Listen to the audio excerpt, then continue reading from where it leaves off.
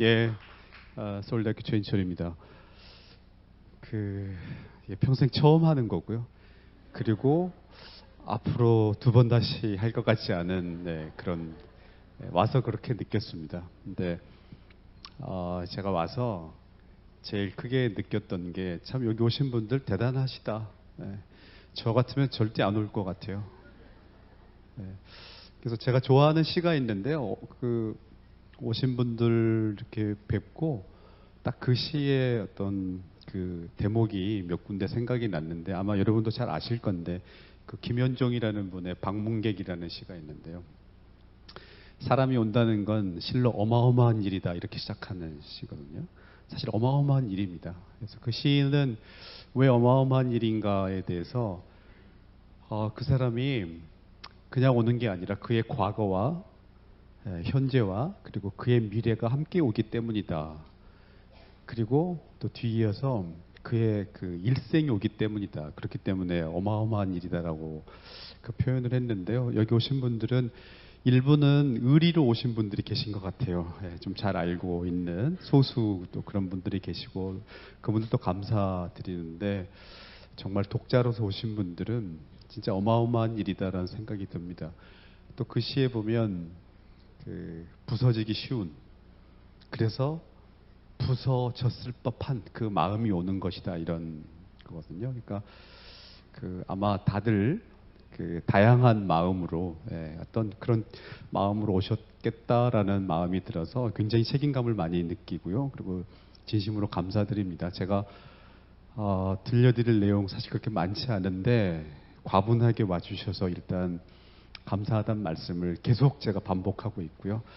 오늘 순서를 어떻게 할까 생각을 했는데 그 책에 이미 있는 내용을 다시 강의로 하는 것은 그렇게 하면 책을 안 사보실 것 같아서 그리고 출판사에서 제안을 하기를 한 30분 정도 제가 강의를 하고 나머지는 Q&A로 하면 좋겠다 그래서 괜찮겠다고 생각을 했습니다. 근데 30분 안에 그 프레임에 관한 내용을 다 전달하기는 어려운 것 같아서 제가 사실은 여러분이 궁금해하실 만한 특별히 개정 증보판을 내게 된 이유라든지 그다음에 그 전판에 비해서 어떤 내용이 추가로 들어갔는지 그리고 그 중에서도 특별히 강조하고 싶은 뭐 내용이 있는지 등등 이런 몇 가지 내용을 제가 질문으로 만들고 거기에 제가 답하는 형식으로 강의를 좀 이렇게 구성을 했습니다.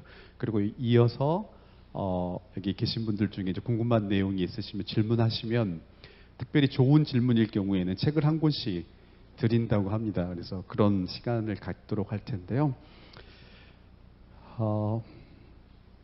제가 이제 이 강연회를 위해서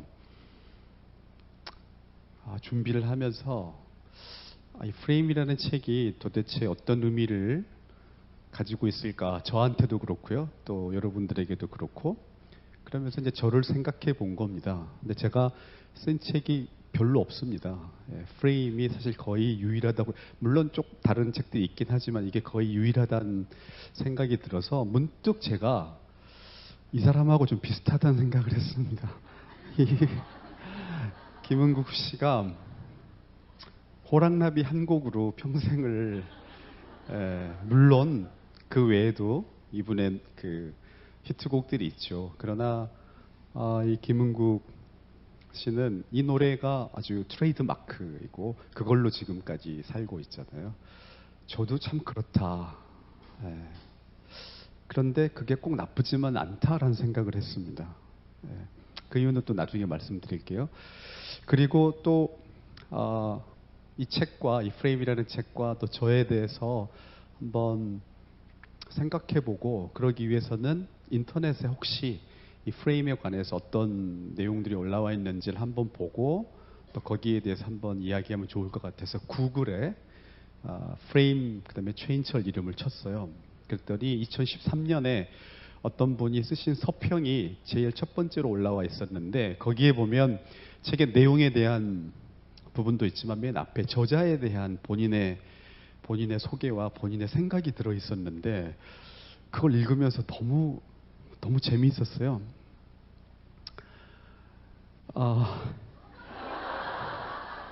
그러니까 이 표현이 저에 대한 건지 김은국 씨에 대한 건지 구별이 안 될 정도로, 그러니까 2013년의 그 서평인데요.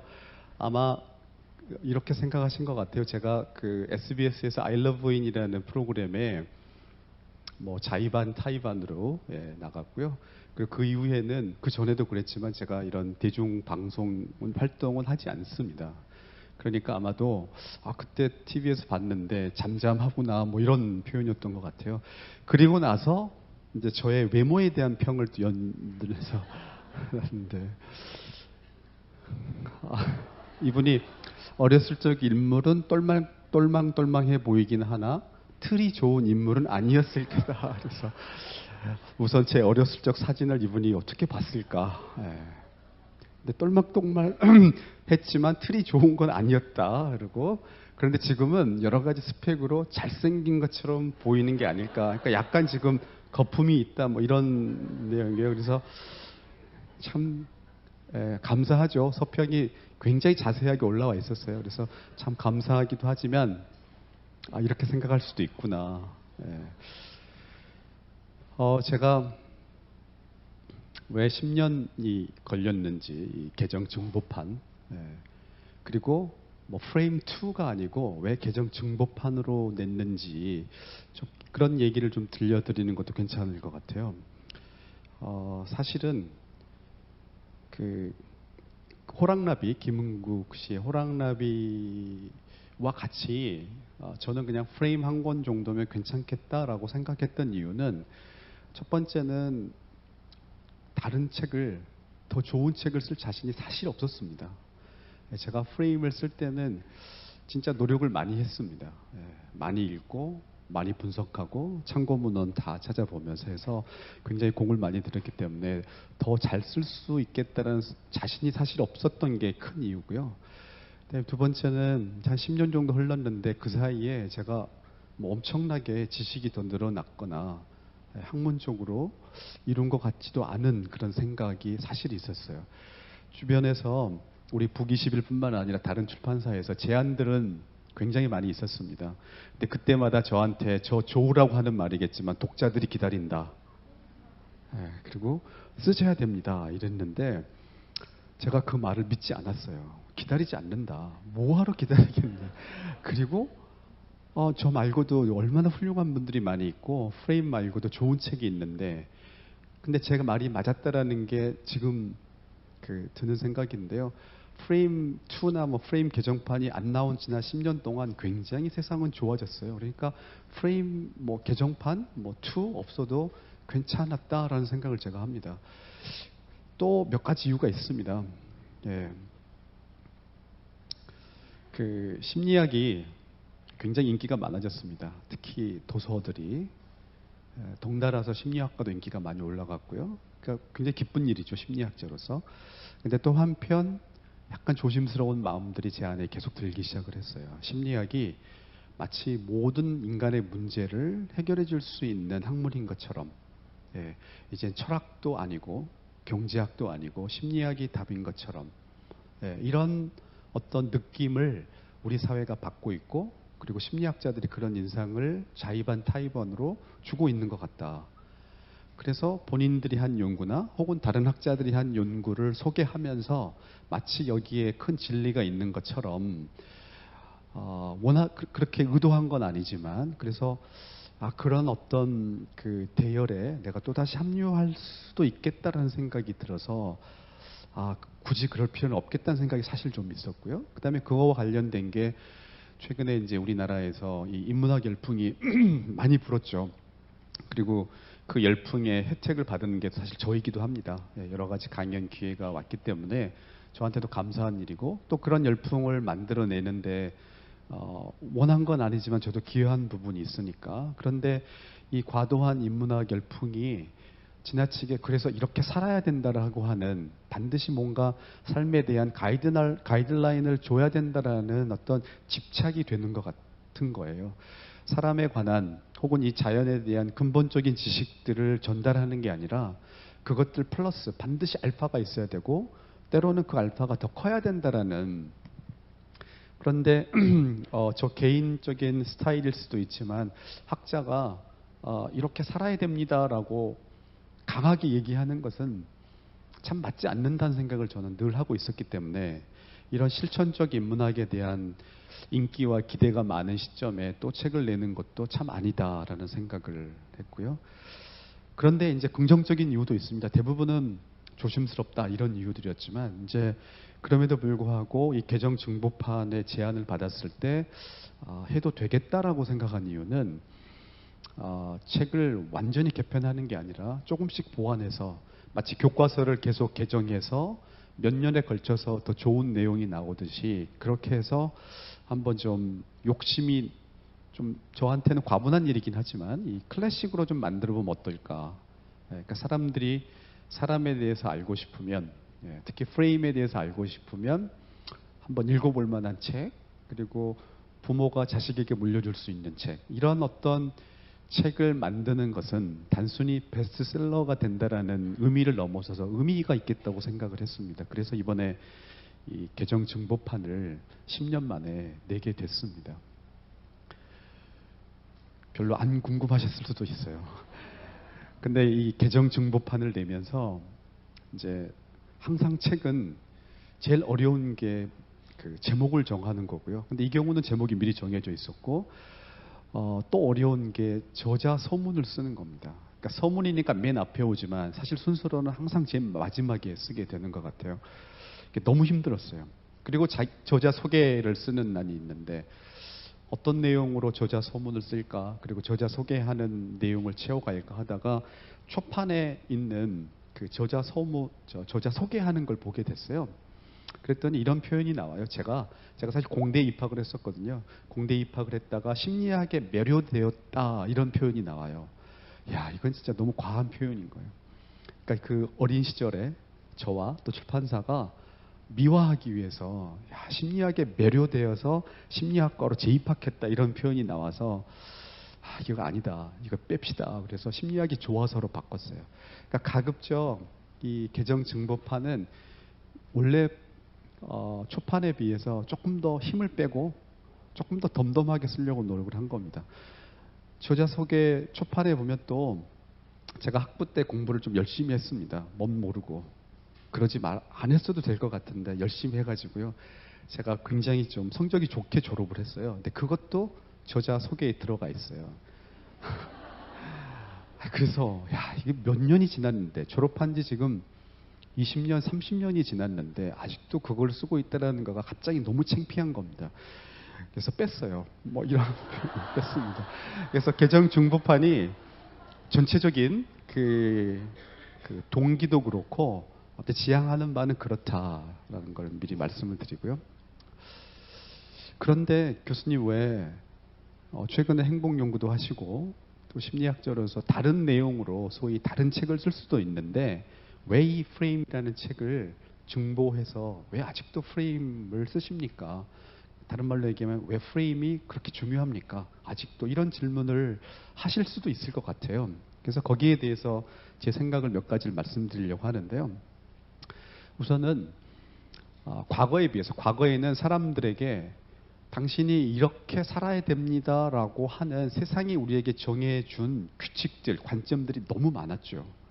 그러니까 내가 내 주관을 가지고 내 관점을 정하지 않아도 세상이 우리에게 제시해준 길들이 굉장히 많았습니다. 어느 시점이 되면 결혼하면 좋고 이렇게 사는 게 출세하는 거고 등등등의 세상이 정해준 규범, 이 관점들이 많았는데 이제 그런 것들이 굉장히 줄고 있어요. 그래서 이 세상을 바라보는 관점이 오롯이 개인의 몫이 돼가고 있는 겁니다. 그러다 보니까 세상이 우리에게 강제하고 있는 프레임은 줄고 있지만 역으로 아주 라이벌 관계에 있는, 서로 경쟁하고 있는 각자의 프레임들이 우리 사회에 난무하고 있는 겁니다. 그래서 우리에게 사실 어떤 프레임을 선택해야 될지 선택의 그 딜레마들은 굉장히 많아진 것 같아요. 제가 세 번째 이유와 다섯 번째 이유는 이제 조금 더 자세히 말씀드리려는데요. 프레임이 중요한 또 다른 이유는 사실 프레임이라는 게 책을 읽어보신 분들은 아시겠지만 굉장히 간단한 개념입니다. 간단한 개념인데 그 간단한 것이 사람들의 행동을 크게 바꿀 수 있다. 작은 것이 큰 효과를 가져올 수 있다. 우리는 보통 큰 결과는 큰 원인이 가져온다고 생각하고요.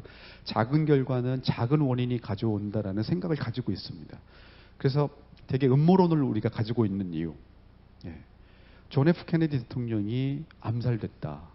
이 엄청난 사건의 원인이 뭘까? 거기에 한 개인, 오스왈드라는 한 개인이 개인적인 이유로 죽였다. 이걸 우리가 받아들이지 못하는 거예요. 커다란 사건에는 커다란 원인이 있다고 생각하니까 사람들이 작은 원인을 받아들이지 못하고 자꾸만 큰 원인을 생각해서 음모론 같은 생각을 우리가 하는 겁니다. 그런데 실제로 사람의 행동을 연구하다 보면 굉장히 작은 사소해 보이는 것들이 엄청나게 큰 결과를 가져올 때가 있어요.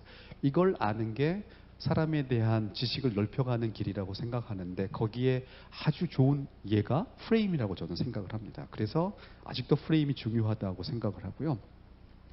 그 다음에 프레임을 또 아직도 강조하고 싶은 이유는 보통 우리는 우리의 마음가짐을 강조하기 때문에 이 관점은 결심의 문제라고만 생각을 해요. 좋은 마음을 품어야 되겠다.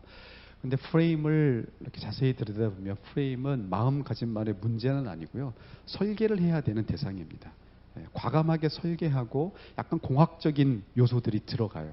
그러니까 이거는 내가 마음 수련을 잘해서 좋은 어떤 마음으로 세상을 봐야 되겠다라는 걸 넘어서서 진짜 배워야 할 대상이다라는 생각을 가지고 있기 때문에 그렇고요. 그다음에 다섯 번째는 3번하고 좀 겹치는 얘기일 수도 있지만 인간이라고 하는 존재의 본질을 잘 보여주는 우리가 어떤 존재인가를 보여주는 데 있어서 역시 프레임은 상당히 좋은 기능을 하는 것 같다라는 겁니다. 이 중에서 세 번째, 다섯 번째를 좀 먼저 말씀드리려고 하는데요. 프레임 책에 소개가 되어 있는 문제입니다. 그리고 이 문제는 이 세상에 프레임이라는 개념을 널리 알리게 된 아주 결정적인 연구이기도 합니다. 여러분이 잘 아시는 데니엘 카네만이라고 하는 미국 프린스턴의 심리학 교수가 있는데요. 이분이 2002년도에 노벨 경제학상을 받습니다. 이유는 프레임 때문에 그래요. 저는 프레임 그분의 생각을 모방한 것에 불과하고요. 이분이 이 프레임이라는 개념을 본격적으로 그리고 체계적으로 연구를 해서 그 결과 노벨 경제학상을 받는데 그분이 했었던 연구 중에 하나이죠. 600명의 사람이 병에 걸려 있는데 치료 방법이 두 가지가 있다라고 사람들에게 알려주고 그 치료 방법 A, B 두 가지 중에 당신이라면 뭘 선택하겠습니까? 라고 물어봅니다. 근데 A라는 치료 방법을 당신이 선택하게 되면 확실하게 200명이 산다라고 알려줍니다. 600명 중에 200명을 살리는 방법이 A이고요. B를 쓰게 되면 P가 probability 확률인데요. 3분의 1의 확률로 600명이 다 살지만 3분의 2의 확률로는 아무도 살지 못한다라고 정보를 줍니다. 그러니까 확실하게 200명을 살리는 A와 3분의 1의 확률로 600명이 다 살 수 있는 B 중에 뭐를 선택하겠습니까? 라고 질문을 합니다. 그러면 다수가 A를 선택할까요? B를 선택할까요? 맞추시는 분에게 책을 드리도록 하겠습니다. 자, 손 들어보겠습니다. 다수가 A를 선택할 것 같다. 내리시고요. 다수가 B를 선택할 것 같다. 약간 반반이라서 어느 분도 드리기가 어려운 것 같아요. 그런데 우리 제일 크게 웃으신 우리 아버님께 드리도록 하겠습니다. 이 카네만의 연구에 따르면 A를 선택한 사람이 조금 많이 나옵니다. 그러니까 사람들은 안정적인 걸 원하니까 3분의 1의 확률로 600명이 다 살 수 있지만 잘못하면 아무도 못 살잖아요. 그러니까 200명이라도 살리겠다라는 보수적인 선택을 하는 사람이 조금 더 많아요. 그러니까 여기에는 정답은 없습니다. A를 골라도 되고 B를 골라도 돼요. 근데 이분의 연구가 노벨 경제학상을 받을 정도로 주목을 받은 이유는 이 똑같은 문제를 프레임을 바꿔서 사람들에게 제시를 합니다. CD 다음과 같이 사람들에게 제시를 해요. 이제 다른 사람들입니다. 600명이 병에 걸려 있다는 똑같은데요. 치료약을 보는 관점을 바꿉니다. 어떻게 바꾸느냐? 치료약의 효과를 설명해 주면서 자, C를 선택하면 600명 중에 400명은 그래도 죽는다라고 알려줘요. 그러니까 200명이 산다라고 하지 않고요. 400명이 죽는다라고 알려줍니다. D를 쓰게 되면 3분의 1의 확률로 아무도 안 죽는다라고 알려줘요. 아까는 600명이 다 산다라고 알려줬잖아요. 근데 이번에는 아무도 안 죽는다라고 알려주고 3분의 2의 확률로 600명이 다 죽는다라고 알려줍니다. A, B를 무시하시고요. C, D 문제를 여러분이 받았다고 가정을 해보죠. 자, 그럼 이 경우에는 다수가 C를 선택하겠습니까? D를 선택하겠습니까? D를 선택해요. 여기는 거의 의견의 일치가 나오기 때문에 상을 드릴 수가 없어요. 근데 보시면 A, B와 C, D가 같은 약이에요. 그죠? A하고 C가 같고 B하고 D가 같아요. 근데 뭐를 바꾸느냐? 그 약의 효과를 보는 관점을 바꿉니다. 프레임을 바꿔요. 몇 명이 사느냐? 몇 명이 죽느냐? 똑같은 건데 말만 바꿔도 사람들의 선택은 이렇게 결정적으로 달라질 수 있다. 말 하나 바꾼 거거든요. 그러니까 이렇게 작은 걸 가지고 사람들의 선택을 바꿀 수가 있다. 우리가 인간의 행동에 대해서 가지고 있는 이론들이 있죠. 인간의 행동은 이런 것에 의해서 영향을 받을 거다. 그 사람이 가지고 있는 종교나 그 사람이 뭘 전공했는지, 가정 형편 등등등 수많은 변수들이 있잖아요. 그 많은 변수들에도 불구하고 그 변수들은 이 프레임 앞에서 맥을 못 춥니다.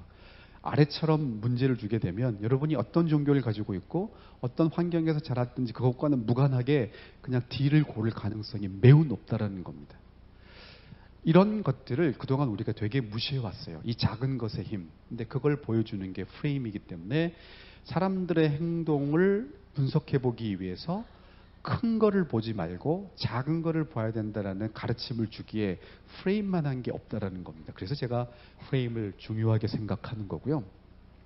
이 카네만이라고 하는 분이 이제 노벨 경제학상 수상자로 발표가 되고 그날 아침에 프린스턴 대학교에 와서 기자회견을 하는 모습입니다. 왼쪽 영어로 돼서 괜찮으시죠? 네. 독일어로 하면 너무 어려우실 것 같아서 여러분에게 편안한 이분이 쓴 영어를 그대로 이제 보여드리는데요. 이분이 이런 얘기를 했어요. 한 문제를, 그러니까 우리가 선택해야 하는 선택의 문제가 있죠. 이 문제를 서로 다른 버전, 서로 다른 버전의 문제로 바꾸는 것이 얼마나 쉬운지 본인도 깜짝 놀랐다예요. 그러니까 아까 선택의 문제가 똑같잖아요. 근데 다른 버전의 문제로 바꾸는 겁니다. 그런데 여기 영어로 뭐라고 되어 있냐면요.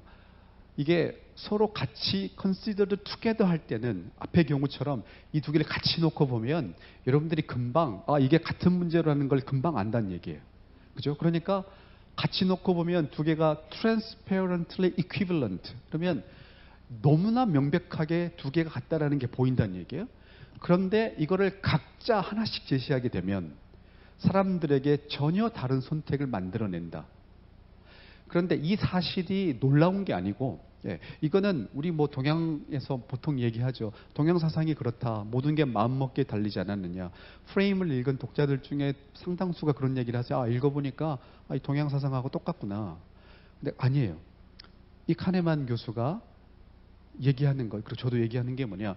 사람이 관점이 바뀌면 선택이 달라진다라는 사실 자체는 보편적일 수 있는데요. 누구나 얘기할 수 있는 건데, 그렇게 사람들의 행동을 바꾸는 것이 얼마나 쉬운지, 프레임을 바꿔서 사람들의 행동을 바꾸는지가 얼마나 쉬운지를 보고 깜짝 놀랐다는 겁니다. 이게 노벨 경제학상을 받게 한 거예요. 관점을 바꾸면 사람들의 행동이 달라진다. 이거 우리가 누구나 하는 얘기잖아요. 그런데 그 정도가 우리가 생각하는 것보다 훨씬 쉽다. 그만큼 사람들의 행동은 프레임에 의해서 근본적으로 바뀔 수 있다는 것을 보여주기 때문에 인상적인 연구이고 소개를 하고 싶었던 거죠, 제가. 이제 아까 있었던 다섯 번째 이유입니다. 이게 인간의 본성을 잘 보여주는 거다라는 건데요. 이런 그림을, 왼쪽 같은 그림을 보여주고 뭐가 보이십니까? 그러면 사람들이 뭐 다는 아니지만 이 세 개의 파란색 원 위에 있는 삼각형, 흰 삼각형을 본다고 얘기를 합니다. 근데 사실 여긴 선이 없어요. 삼각형이 아니에요. 근데 이게 삼각형이 아니라고 아무리 결심을 해도 삼각형이 보여요. 자, 여기 뭐가 보입니까? 그러면 정육면체가 보입니다. 근데 정육면체가 두 개가 보여요. 하나밖에 안 보이시는 분들은 지금 계속 고민하실 거예요. 자, 여기가 천장을 향하고 있는 이 정육면체가 하나가 보이고요. 그 다음에 여기 이 부분이 여러분 앞을 향하고 있는 정육면체가 보여요. 한 공간에 두 개의 물체가 있을 수 없잖아요. 물리법칙에 따르면. 근데 두 개가 있는 것처럼 보입니다. 근데 실제로 정육면체가 있느냐? 그게 아니고 부분이 이렇게 잘려나간 원 네 개가 이렇게 배열되어 있으면 우리 눈에는 없는 정육면체가 보여요. 예, 착시 현상입니다. 아주 간단한 착시 현상인데 사실 이게 우리에게 의미하는 바는 뭐냐면은 우리가 접하는 세상에 대한 정보들, 그렇죠? 여러분이 저에 대해서 지금 가지고 있는 정보는 되게 부분적인 정보예요. 아, 프레임 저자다, 뭐 서울대학교 교수다, 뭐 이 정도예요. 또 제가 여러분에 대해서 가지고 있는 정보도 마찬가지죠. 그런데 인간이란 어떤 존재냐? 그 주어진 정보를 넘어서서 추리를 합니다. 추론을 해요. 아, 저 사람은 저럴 거다. 주어진 정보는 부분이에요. 아주 부분인데 그걸 넘어서는, 이거를 심리학에서는 영어로 굳이 이렇게 얘기를 합니다. Beyond information given. 우리에게 주어져 있는 정보가 있잖아요. 그 정보만 가지고 우리가 생각하는 게 아니라 그 정보를 넘어서서 추론을 해요. 그게 우리의 인간의 본성입니다. 근데 그렇게 추론하게 만드는 도구가 뭐냐? 그게 바로 우리가 세상에 대해서 가지고 있는 프레임이에요. 예를 들면 저를 보시고요. 아, 서울대학교 교수다. 그걸 가지고 여러분이 가지고 있는 프레임을 이용해서 다음과 같은 추론을 하실 수가 있어요. 아, 집에서도 책만 볼 거다. 그런데 사실은 저기 와 있는 제 가족이 있는데요. 아니다라고 강하게 얘기할 거예요. 그죠?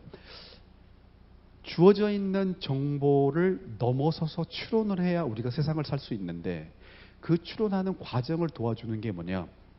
우리들이 가지고 있는 세상에 대한 가정들, 세상에 대한 이론들, 이것들을 다 합쳐서 우리가 프레임이라고 부르는 겁니다.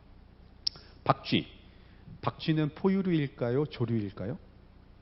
이거 못 맞추시는 분에게, 틀린 분에게 선물을 드려야 되겠네요. 박쥐는 포유류인가요? 조류인가요? 박쥐는 포유류인가요? 조류인가요? 조류에 드릴게요. 틀리셨어요. 박쥐는 포유류입니다. 근데 박쥐가 포유류라는 그 개념 있잖아요. 우리에게 그 사실로부터 우리가 추론할 수 있는 건 뭐냐? 아, 박쥐는 그 새끼에게 젖을 먹인다. 근데 여러분 중에 박쥐가 어린 새끼에게 젖을 먹이는 장면을 보신 분은 거의 없습니다. 보신 분 계세요? 책을 드릴게요. 보셨어요? 네, 책을 진짜 드릴 겁니다. 근데 이렇게 극소수의 사람을 제외하고는 박쥐가 어린 새끼에게 젖을 먹이는 장면을 우리가 본 적은 없어요. 근데 우리가 추론을 해요. 아, 포유류니까 젖을 먹인다예요. 왜 그렇게 되느냐?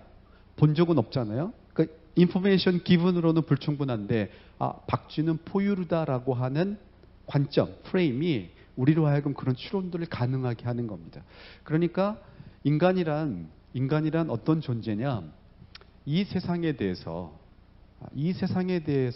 나름대로 많은 이론들을 가지고 있어요. 우리가 과학자는 아니지만 나름대로 이론들 있잖아요. 예를 들면 그게 정확하든 정확하지 않든 뭐 마른 사람은 날카롭다. 좀 뚱뚱한 사람은 여유가 있다. 이런 이 각종 이론들과 가정들, 이런 것들의 집합체가 우리 인간이라는 겁니다. 근데 그런 이론들과 가정들을 묶어서 제가 프레임이라고 부르는 겁니다. 그래서 프레임을 아는 게 중요하다고 생각하는 이유는 단순히 프레임을 알게 되면 우리가 뭐 행복해진다, 잘 살 수 있다, 이걸 넘어서서 인간이라고 하는 존재는 자기들에게 주어져 있는 이 제한적인 정보를 넘어서서 세상에 대한 추론을 하는데 그것들을 도와주는 게 프레임이다. 그러니까 프레임이라는 건 곧 우리다. 이런 의미를 가지고 있기 때문에 제가 아직도 프레임 얘기를 하고 또 증보판을 낸 이유입니다. 뭐가 달라졌느냐? 여기 한 300여 분 오셨다고 제가 들었는데요. 혹시 초판을 안 읽어보신 분 계세요? 이렇게 많으세요? 네, 너무 감사하죠. 초판을 안 읽고 오셨다는 건 대단한 일입니다. 읽어보신 분들은 뭐가 달라졌을까 이제 궁금해하실 거예요. 제가 이 개정 정보판 제안을 받은 거는 조금 더 됐습니다. 근데 계속 제가 안 된 이유는 일부 챕터만 바꿔가지고 마치 책을 더 팔기 위해서 낸 거 아니냐라는 의심을 받기가 너무 싫은 거예요. 북 21에겐 죄송하지만 그거는 출판사에겐 좋지만 나는 정말 원치 않는다 해서 계속 저항하다가 그 사장님이 북 21 우리 대표님이 저한테 교수님 그런데 계속해서 안 읽은 새로운 독자들이 생겨나니까 그렇게 염려하시지 말고 내시면 좋겠다 그래서 제가 거기에 이제 설득이 된 겁니다. 그러니까 이미 읽으신 분들은 궁금해하실 겁니다. 뭐가 달라졌느냐? 그러면 마이너하게 달라진 부분들을 이미 말씀드렸대요. 저자 소개도 좀 달라졌고요. 그다음에 그동안 그 심리학계에서 그 잘못된 결과라고 밝혀진 연구들이 좀 있습니다. 그래서 초판에는 제가 소개했었는데 나중에 좀 잘못됐다. 그리고 심지어 어떤 그 학자가 조작했다라고 밝혀진 그런 그 연구들도 있어서 그런 부분은 좀 제외했고요. 근데 이제 결정적으로 달라진 것은 제가 3개의 챕터를 추가를 했습니다. 분량으로는 한 100페이지, 그러니까 실제로는 한 3분의 1이 늘어났으니까 꽤 많이 늘어났는데요. 우선 제가 제일 신경을 쓴 거는 처음에 책을 쓸 때 프레임이 이렇게 잘 팔릴 거라고 생각을 못했습니다. 솔직하게. 출판사도 생각을 못했다라고 저한테 얘기를 합니다. 그래서 책 표지 디자인 초판 가지고 계신 분들 종이 질이랑 보면 야 이게 어떻게 이렇게 만들어나 싶을 거예요. 예. 그러다 보니까 제가 프레임이라고 하는 개념 자체를 초판에는 자세히 설명을 할 생각을 못했어요. 그런데 아무튼 너무 감사하게 책이 좀 팔리게 됐고요. 아주 스테디셀러가 돼서 그러면 프레임에 대한 소개를 조금 더 자세하게 풍부하게 하는 게 좋겠다 해서 1장에 새롭게 프레임의 다양한 사례들을 연구에 기초해서 아주 좀 많이 실어놨습니다. 그래서 1장의 분량이 다른 챕터들에 비해서는 한 2배 이상 길게 돼 있으니까 이미 읽으신 분들은 1장만 읽으셔도 제 생각이 괜찮을 것 같고요. 그 다음에 5장, 6장을 집어넣는데 제가 전공이 사회심리학이라는 분야입니다. 근데 사회심리학을 하면서 소위 제가 사회심리학자로서 제 인생이 바뀌었다라고 이야기할 수 있는 사회심리학이 준 그 교훈 중에 하나는 사람의 행동은 그 사람 내면의 결과이기도 하지만 그 사람이 처해 있는 상황의 결과이다라는 점입니다. 근데 우리는 너무나 쉽게 어떤 행동을 하면 저 사람은 원래 저래. 근데 원래 저런 게 아니고 저 사람이나 나나 똑같은데 저 사람이 처한 어떤 상황이 그 사람을 저렇게 행동을 하게 만들 수도 있다라는 거죠. 근데 이 상황에 대한 상황의 중요성에 대한 프레임을 갖게 되면 적어도 저 같은 경우에는 물론 제가 집안에서는 그렇게 못하지만 상대방을 조금 더 이해하게 돼요. 톨러런스가 생겨요. 저 사람이 원래 저런 사람은 아닐 거다. 라는 어떤 소위 얘기하는 똘레랑스 같은 게 생기는 겁니다. 그 점이 참 저에게 좋았어요. 그래서 그 부분을 좀 소개하면 좋겠다 해서 5장 넣었고요. 그 다음에 6장은 1, 5, 6장 3개를 제가 썼지만 어떻게 보면 저 개인적으로는 6장이 제일 하이라이트라고 생각을 하는 챕터입니다. 상황이 굉장히 중요한데 우리가 잘 가지고 있지 못한 프레임은 내가 다른 사람에게 상황이다라는 프레임을 잘 못 갖는 것 같아요. 그러니까 나한테 영향을 주는 상황으로서의 타인은 내가 예민하게 받아들여. 저 사람 때문에 내가 지금 힘들다. 저 사람 때문에 그렇다. 내가 무슨 말을 하려고 하는데 벌써 저 표정을 봐라. 저 표정에다 내가 무슨 말을 하겠느냐 이런 겁니다. 그런데 사실은 그 사람에게는 내가 상황일 수 있잖아요. 그러니까 저 사람이 저 표정을 짓는 이유는 어쩌면 내 표정이 이미 굳어있기 때문에 상대방이 저럴 수가 있는 거예요. 그 생각을 크게 하게 된 계기가 2가지가 있는데 하나는 오래전에 경험했던 거고 두 번째는 최근에 한 건데 첫 번째는 제 학생하고 제가 수영 시합을 저희 학교에서 할 때입니다. 수영을 굉장히 좋아하던 시절에 제가 제 학생하고 수영장에서 수영을 했는데 한 레인씩 차지하고 수영 시합을 한 제가 졌어요. 결코 질 수 없을 것 같은 게임에서 졌을 때 당혹감 같은 게 있잖아요. 그래서 제가 제 학생한테 뭐라고 얘기를 했냐면 제가 이렇게 물에 들어가서 딱 보면 제 옆 레인에 있는 제 학생이 보이잖아요. 너무 신경이 쓰여가지고 제가 약간 오버페이스를 했습니다. 그래서 제가 그랬어요. 너 때문에 오버해가지고 졌다. 진짜 실력은 아니야. 야, 내가 오버해서 졌어. 그랬더니 그 학생이 딱 웃으면서 저한테 교수님, 저도 사실 교수님 때문에 힘들었습니다. 이러는 거예요.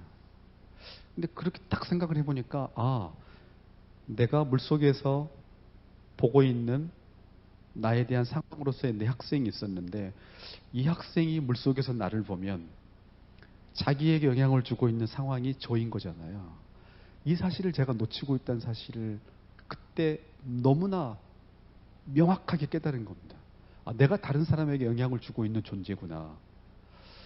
그래서 이제 관련된 연구를 하게 됐고요. 그 다음에 최근은 메르스 사건 때 제가 그 증보판에도 연구를 소개해 놨는데요. 마스크를 사람들이 씁니다. 메르스 예방하기 위해서.